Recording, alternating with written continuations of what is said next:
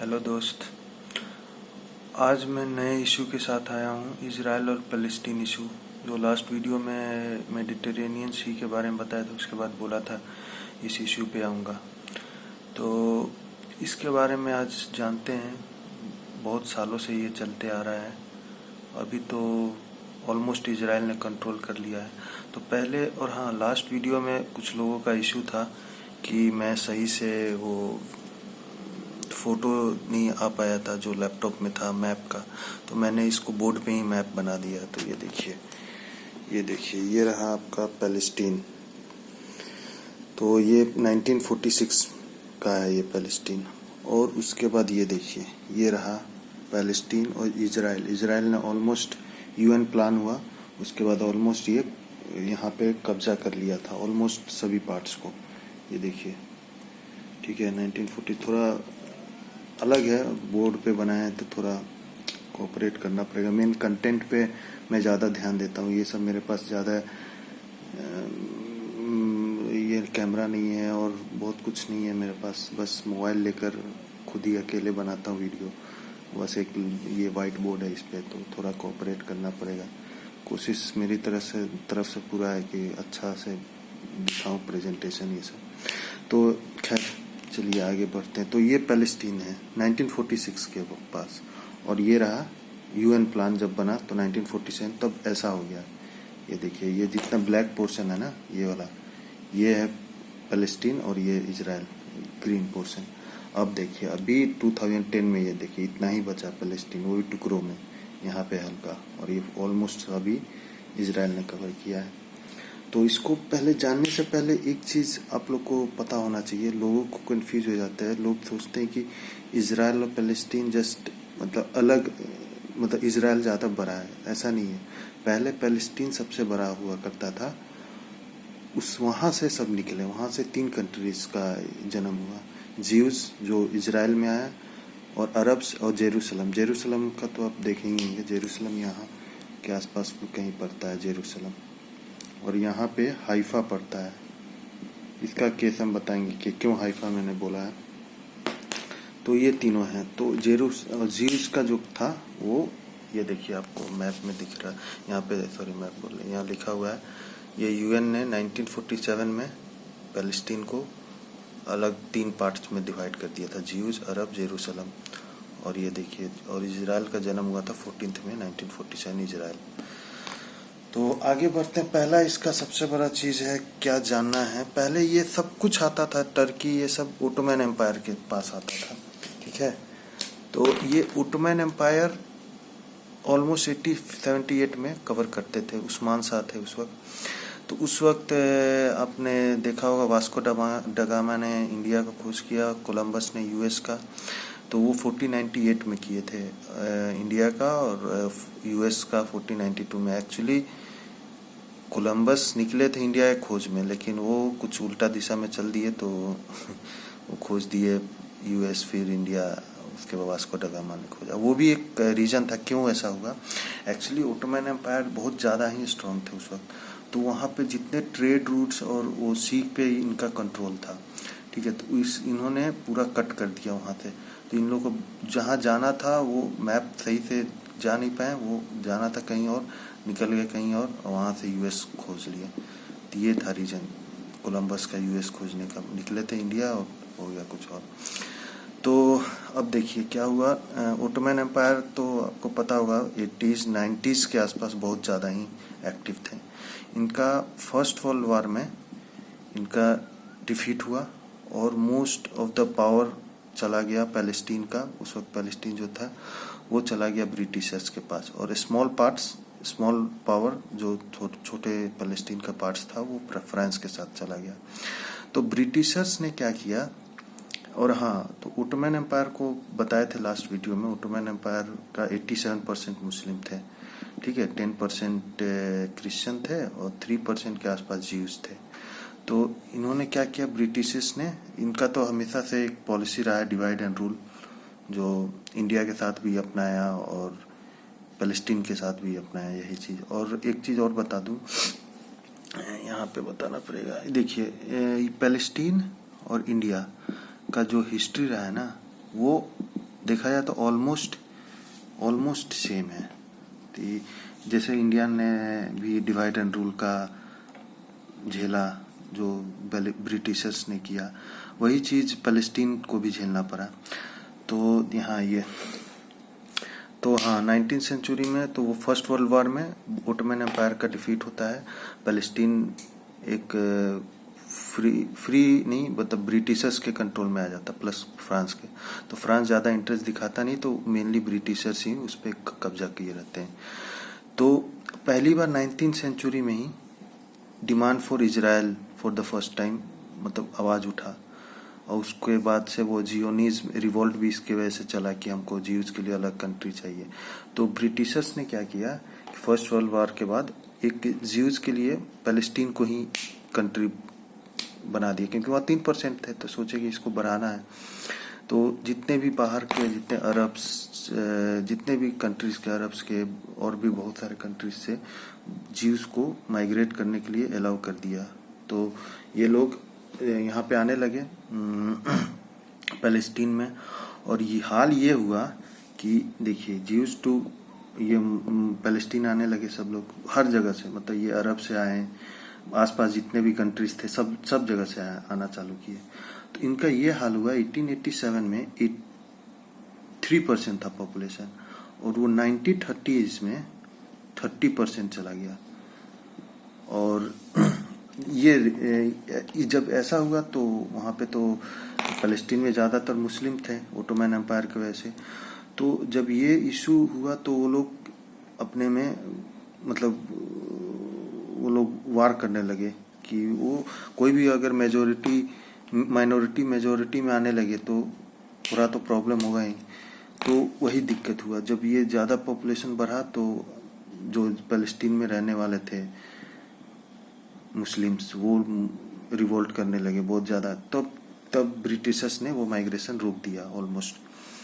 तब उसके बाद फिर यहाँ आइए, तब फिर यूएन ने 1947 में, हाँ फिर उसके बाद ये सेकेंड वर्ल्ड वार हुआ। तो उसके बाद तो पता ही होगा सेकेंड वर्ल्ड वार में क्या हुआ था, कितने ज़्यादा वो हिटलर ने जीव्स को मरवाया था। आप इसी से अंदाज़ा लगा लीजिए कितना मरवाया होगा। 11 मिलियन पॉपुलेशन हुआ करता था मतलब सेकेंड वर्ल्ड वार से पहले, और वो पॉपुलेशन डिक्रीज होकर 5.5 मिलियन हो गया। सोचिए कितना, लगभग 50-60 लाख के आसपास मरवाया था। तो इतने पूरा होलोकास्ट जिसको बोला जाता है वो उस टाइप का था। तब उसके बाद क्या हुआ, यूएन ने अपना प्लान किया और ये वाला मैप इन्होंने दिया। तो ये ऑलमोस्ट इजराइल का ही था मैप, देखा जाए तो इजराइल ने इसको कब्जा किया। और उसके बाद जब इजराइल आया तो इसके साथ अरब्स के साथ भी कन्फ्लिक्ट होने लगा, क्योंकि अरब्स मानते थे कि फ़लस्तीन तो मेरा ही देश था, ज़्यादा मुस्लिम्स थे तो ये लोग सोचते थे ये तो मेरा ही देश था। तो ये अरब्स का मैंने बताया है क्या होता है। अरब्स मतलब सिर्फ सऊदी अरेबिया ये सब नहीं होता है, वो मिडिल ईस्ट, नॉर्दर्न अफ्रीका, ठीक है, मीना करके बताया था। तो ये लोग कन्फ्लिक्ट करने लगे तो इजराइल को हेल्प किया। जीव्स तो थे ही और उनके साथ यूएस भी था। तो यूएस ने इस वार में हेल्प किया था इजराइल का। और इसमें तो बहुत कंट्रीज थे, लीबिया था, इजिप्ट था, फिर लेबनान था, लेबनान जो अभी बेरूत में हुआ है वो लेबनान था, और भी 4-5 कंट्री थे, मतलब बहुत सारा था इनके साथ यूएस था। तो ऑलमोस्ट ये जीत ही गए थे। तो इनका जन्म हुआ था 1948 में, 14 में 1948 इजराइल का। और 1947 में पैलेस्टीन को नया मतलब ये 3 पार्ट्स में डिवाइड किए थे। तो अभी देखिएगा तो 2010 का ये देखिए, ये है, ये ऑलमोस्ट इजराइल का तो पता ही है, ज़्यादा ही वो पावर में है और ज़्यादा उसके पास इक्विपमेंट्स ये सब है। तो पैलेस्टीन को अब कोई नोटिस भी नहीं करता है कि कोई कंट्री हुआ करता है। और जबकि देखा जाए तो पैलेस्टीन से ही ये तीनों निकले हैं। और जेरूसलम में हमेशा देखते ही होंगे, ये भी बहुत बड़ा एक तरह से वोलेटाइल एरिया है। जो ये जेरूसलम कुछ यहाँ पे आता है, यहाँ इस पे। और हाँ, ये हाइफा के बारे में बताना था। ये देखिए हाइफा क्या था। इंडिया का इजराइल के साथ बहुत अच्छा रिलेशन, ये तो सबको पता है। और ये क्यों है इसका रीजन जान जाइए। हाइफा में एक बार फर्स्ट वर्ल्ड वॉर में यहाँ वार हुआ था, हाइफा वार, ठीक है। तो वहाँ पे ऑलमोस्ट ज्यूज को ना, यहाँ पे ज्यूज को इंडिया ने बहुत बचाया था, मतलब तो वहीं से स्टार्ट हुआ इंडिया इजराइल का दोस्ती। बस यही था। और उसके बाद से तो इजराइल ने क्या क्या किया है वो तो आप लोग को पता ही होगा। 2 वार किया था। जो पहला था थंडरबोल्ट, और दूसरा क्या था, wrath of God. Wrath of God तो आपको इसमें वो मुनिच में वो जो हुआ था, जर्मनी में, म्यूनिक में जर्मनी में हुआ था। वो उनके कुछ 12 स्पोर्ट्स पर्सन को इन्होंने मार दिया था। तो इजराइल ने एक रैथ ऑफ गॉड चलाया था, जो पूरे जहाँ भी इसके साथ इन्वॉल्वमेंट जो था इसके साथ इन्वॉल्व सबको मारा था। 3 डिकेट्स तक चला था ये वार। और ये सब मोसाद ने किया था। मोसाद तो पता ही होगा कितना बड़ा एजेंसी, वहाँ का स्पाई एजेंसी है। थंडरबोल्ट ये था आपका, वो युगांडा में कुछ ये पैलेस्टीन के कुछ ज्यूज ये सबको अरेस्ट करके, युगांडा का जो ईदी अमीन था, जो बोला जाता है ईदी अमीन को कि वो आदमी को भी खाता था, ऐसा था। तो वो वहाँ पे युगांडा में जाकर सबको बचाया और सबको मार भी दिया जो इन्वॉल्व था, और जितने ज्यूज थे सबको बचाया। इनका इजराइल का ज़्यादा पॉपुलेशन नहीं है, मोस्टली हमको लग रहा है 1 लाख से भी कम है। 87,000 90,000 ओवरऑल मानिए। और वो लोग बहुत ज़्यादा ज्यूज को लोग लेकर मतलब सेंसिटिव है। बाहर का भी कोई अगर ज्यूज पैदा लिया है तो वहाँ पे इंडिया में इजराइल में उनको बसेरा देते हैं, उनको अपना सिटीजनशिप तुरंत देते हैं। और इंडिया में भी ज्यूज लोग हैं, जो हिमाचल के तरफ पूरा एक गांव बसाया हुआ है हिमाचल में। ये रहा, ये इंडिया है ना, ऐसा कुछ ऐसा।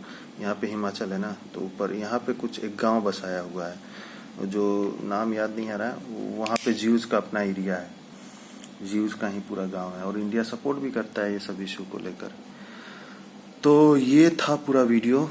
देख लीजिए कैसे ओटोमैन एम्पायर से चालू हुआ उस्मान शाह, फिर ये यहाँ पर जब एंड हुआ ओटोमैन तो ब्रिटिशर्स लोग आए, वो लोग कब्जा किए, तो ऑलमोस्ट सब कवर किए। तो इजराइल डिमांड हुआ, जियोनिज्म रिवॉल्ट हुआ, और बहुत सारे मोसाद का भी। ये तो 2 बता ही दिए, मोसाद कह रहा था, गॉड और थंडरबोल्ट। एक और था, एक बहुत ही ज़्यादा बढ़िया था, मतलब ऑलमोस्ट वो सीरिया को कवर ही कर लिए थे। एली कोहेन करके एक मोसाद का एजेंट था, नामी एजेंट था।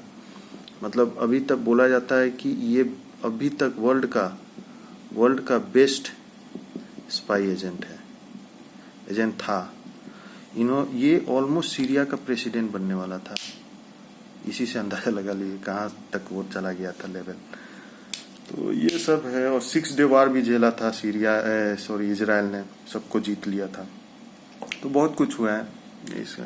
तो मेनली पैलेस्टीन का इशू, और मेनली लोगों को कंफ्यूज होता है कि लोग सोचते हैं कि पैलेस्टीन इजराइल से पैलेस्टीनिया, ऐसा कुछ नहीं है, ऐसा नहीं है। जस्ट लाइक इंडिया और पाकिस्तान सोच लीजिए, पैलेस्टीन से इजराइल बना।